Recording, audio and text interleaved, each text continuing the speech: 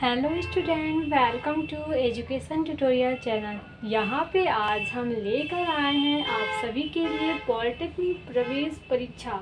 ये हमारा एक मॉडल पेपर है, मतलब कहें तो ये प्रीवियस ईयर का पेपर है 2017 अर्थात 2017 का एक हमारा पेपर है, मॉडल पेपर। और आप सबके लिए बहुत ही इम्पोर्टेंट होने वाला है क्योंकि आप सभी के एग्ज़ाम आने वाले हैं।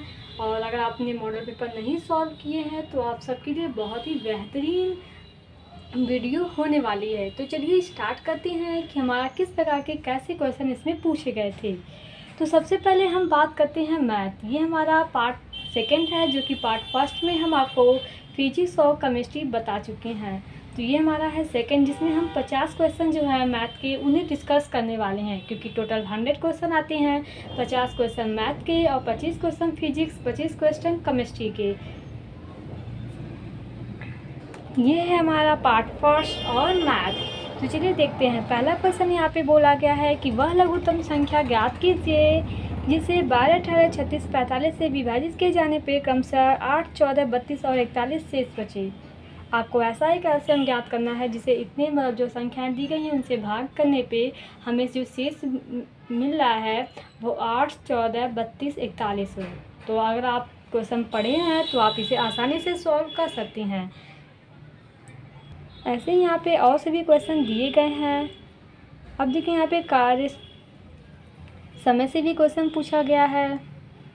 और मैथ में आप जानते हैं कि फार्मूला की मतलब बहुत इंपॉर्टेंस होती है वहाँ पे।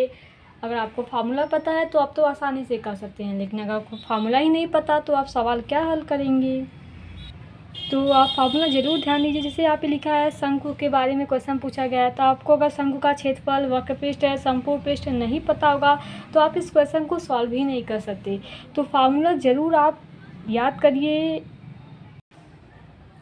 और फार्मूला आपको तभी याद रह सकता है जब उस फार्मूले पे आप कम से कम 6-7 हर एक फार्मूले पे क्वेश्चन सॉल्व कीजिए, तब आपको फार्मूला वैसे ही आपको याद हो जाएगी। और लास्ट समय में आप एक ऐसे मतलब फार्मूला का एक पेज पे मतलब सभी फार्मूले को लिख लीजिए, जिससे लास्ट समय सिर्फ आप उसका एक नज़रिए से देख लेंगे तो आपको रिवीजन मतलब हो जाएगा। और यहाँ पे देखिए कंपाउंड इंटरेस्ट से भी क्वेश्चन पूछे गए हैं, मतलब चक्रवृद्धि ब्याज से, जो कि काफ़ी मतलब आसान दिया गया है। यहाँ पे आपको पी दिया गया है, कंपाउंड इंटरेस्ट, CI दी गई है, दिया गया है। बस आपको समय यहाँ पे ज्ञात करना है। तो इसका फार्मूला को अगर आपको नहीं पता है तो आप इस क्वेश्चन को सॉल्व नहीं कर सकते। तो आपको पहले फार्मूला को देखना होगा कि इसके फार्मूला क्या होते हैं। ये है हमारे क्वेश्चन नंबर 10। देखिए मैथ में भी कुछ क्वेश्चन आपको आसान दिया जाता है कि आप उन्हें कर लें, और कुछ क्वेश्चन जो कैलकुलेटेड होते हैं वो भी दिया जाता है, जिसमें मतलब वो जानबूझ के क्वेश्चन ऐसे डालते हैं कि इस क्वेश्चन मतलब समझ लीजिए क्वेश्चन छोड़ने ही लायक होते हैं, लेकिन कई बच्चे होते हैं तो उसी में फंस जाते हैं। और जब फंस जाएंगे तो उनका टाइम बर्बाद होगा कि क्वेश्चन छूटेंगे, और जब क्वेश्चन छूटेंगे तो मार्क्स पक्का कम आएगा। तो आप वही क्वेश्चन में समय बर्बाद कीजिए जो क्वेश्चन आपको लगे कि हाँ ये क्वेश्चन हो सकता है, तो आप उसी क्वेश्चन को सॉल्व कीजिए, क्योंकि इसमें मास मार्किंग भी होता है। अगर आप क्वेश्चन गलत करते हैं तो भी आपके नंबर कटेंगे, क्योंकि कई बच्चों को ये पता ही नहीं रहता है कि निगेटिव मार्क्स में मास मार्किंग है कि नहीं है, और वो सभी 100 क्वेश्चन कर डालते हैं। और बाद में पता क्या चलता है कि ये तो मास मार्किंग था, उनके जो सही थे उससे भी क्वेश्चन कट गए। तो आप 10 ही क्वेश्चन कीजिए, लेकिन 10 आपका सही होना चाहिए। 50-80 करने से कोई फ़ायदा नहीं होगा। अगर आपके उसमें से 30 क्वेश्चन गलत होते हैं तो उसका मतलब क्या है कि आपके सही वाले क्वेश्चन से भी मार्क्स कट रहे हैं। तो आप उतना ही कीजिए जितना आपको आ रहा है। और समय का आप बिल्कुल इसमें ध्यान रखिए, क्योंकि समय आपके पास नहीं है तो आप सबसे पहले देखा जाए तो आप फिजिक्स केमिस्ट्री को हो ही सॉल्व कीजिए, क्योंकि मैथ अगर आप सॉल्व करने लग जाएंगे तो 50 क्वेश्चन मतलब समय आपका अधिक ले लेगा। ये आप पे डिपेंड करता है कि आपको मतलब क्या अच्छे से आता है। अगर मैथ अच्छे से आता है तो आप मैथ पहले कर सकते हैं। कहने का मतलब है कि जो आपको आए आप वही पहले कीजिए। देखिए क्वेश्चन नंबर 22। और वृत्त से भी यहाँ पे क्वेश्चन पूछे जाते हैं, तो ये थोड़ा कठिन नहीं होते हैं। बस आपको कुछ वैल्यू दी रहती है और कुछ वैल्यू यहाँ पे ज्ञात करनी रहती हैं। तो आप अगर आपको इसके बारे में जानकारी थोड़ी सी भी होगी तो आप इसे आसानी से ज्ञात कर सकते हैं। देखिए इससे 2 क्वेश्चन पूछे गए हैं वृत्त से। और यहाँ पे देखिए बोला है 26 नंबर क्वेश्चन में गुणनखंड करना है, जो कि बहुत ही आसान है। आप क्लास 9th में ही पढ़े होंगे कि कैसे गुणनखंड किया जाता है। ये हमारे 27 नंबर क्वेश्चन। यहाँ पे सिर्फ हम क्वेश्चन बता रहे हैं। अगर आपको मतलब लगेगा कि हाँ इसकी सॉल्यूशन भी ज़रूरत है, हम नहीं सॉल्व कर पा रहे हैं, तो आप कमेंट बॉक्स में कमेंट कर दीजिएगा कि मैं आपको एक अगले वीडियो में आपको सिर्फ इसके सभी के सॉल्यूशन वहाँ पे सॉल्व करा दूँगी।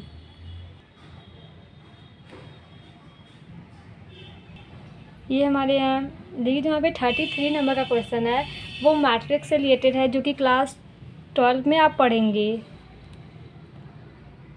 अगर आप क्लास 12 के बाद पार्टनिया फॉर्म डाले हैं तो सही है, आपको पता भी कैसे सॉल्व होगा। लेकिन जो बच्चे 10th के बाद डालते हैं तो उनके लिए थोड़ी परेशानी होगी। तो वो अगर पहले से बुक लिए हैं, सॉल्व कर रहे हैं तो सही है। लेकिन ऐसे में तो वो उनका क्वेश्चन ये छूट ही जाएगा। उतने हार्ड भी क्वेश्चन नहीं दिए जाते हैं, मतलब इतना नॉर्मल क्वेश्चन होता है कि आप अगर एक बार मतलब पहले कभी पढ़े हो तो आप इसे आसानी से कर लें। और देखिए यहाँ पे सेट से रिलेटेड भी क्वेश्चन पूछे जाते हैं, जो कि क्लास 11 का चैप्टर फर्स्ट है। इसे आपको फार्मूला पे रखना रहता है, सभी वैल्यू आपको दी गई रहती हैं। इसके लिए आपको फार्मूला पता रहना चाहिए।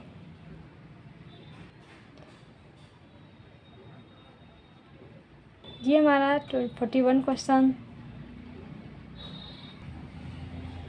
और देखिए यहाँ पे एक स्टडी वाला भी दिया गया है, जो कि क्लास 11th का है।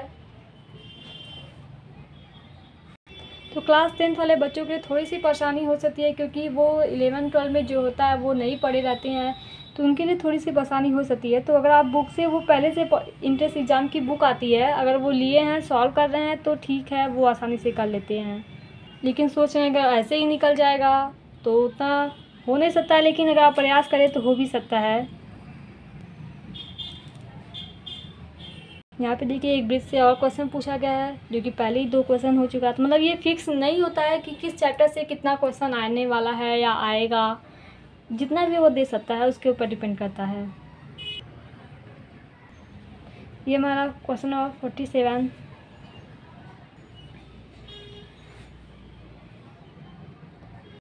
यहाँ पे देखिए क्वेश्चन और ब्रिज से पूछा गया है। मतलब टोटल आपको ब्रिज से तो यहाँ पे 4 क्वेश्चन वैसे ही देखने को मिल गए हैं। ये नहीं है कि बस एक ही चैप्टर से क्वेश्चन पूछे जाते हैं, मतलब यहाँ पे हर एक चैप्टर से 1-2 क्वेश्चन आपको देखने को मिलेगा। हो सकता है किसी चैप्टर से ज़्यादा मिल जाए, किसी के चैप्टर से कम मिल जाए। ये हमारा यहाँ पे 50 क्वेश्चन कंप्लीट होते हैं। और जो 50 क्वेश्चन है फिजिक्स और केमिस्ट्री, वो हम पार्ट फर्स्ट में ही आपको बता चुके हैं। ये हमारा पार्ट सेकेंड था। ये है हमारा आंसर शीट उत्तरमाला। इसमें हमारा जो मतलब आपको हम मैथ के ये 50 क्वेश्चन बताए हैं, उसके भी आंसर हैं। और इसके पहले जो हम आप फिजिक्स केमिस्ट्री के बताए थे पार्ट 1, आप सब उसे ज़रूर देखिएगा। वो हमारे एजुकेशन ट्यूटोरियल चैनल पे मॉडल पेपर के प्लेलिस्ट में पड़ा हुआ है, तो आप वहाँ से उसे देख सकते हैं। उन दोनों के आंसर यहाँ पे हम मतलब है ये, तो आप सब अगर उसे भी सॉल्व किए होंगे और इसे भी सॉल्व करके आंसर शीट अपना मिला सकते हैं कि कितना आपका सही है, कितना आपका गलत है, कितना मार्क्स आप पा सकते हैं कि नहीं।